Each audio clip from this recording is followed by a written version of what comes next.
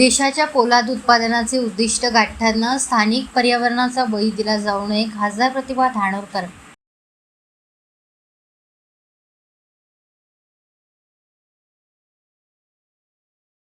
देशाचे पोलाद उत्पादनाचे लक्ष्य गाठताना स्थानिक पर्यावरणाचा आणि नागरिकांच्या आरोग्याचा बळी दिला जाऊ नये. कोळसा धुलाई केंद्राची कार्यक्षमता तातडीने सुधारून प्रदूषणावर नियंत्रण मिळवणे ही काळाची गरज आहे, अशी ठाम भूमिका खासदार प्रतिभा धानोरकर यांनी मांडली. नवी दिल्ली येथील संसदीय सौध विस्तार भवन समिती कक्ष डी मध्ये आयोजित कोळसा खाण व पोलाद विषयक स्थायी समितीच्या बैठकीत त्या बोलत होत्या.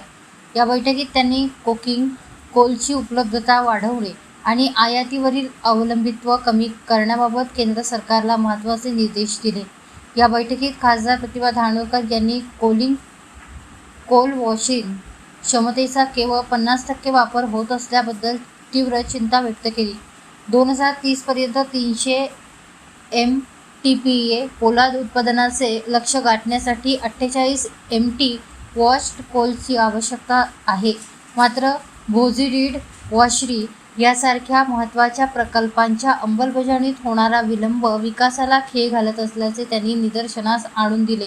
याच बैठकीत खासदार प्रतिभा धानोरकर यांची 18व्या लोकसभेसाठी भारत-उझबेकिस्तान संसदीय मैत्री गटाच्या सदस्य म्हणून निवड करण्यात आल्याची घोषणा करण्यात आली.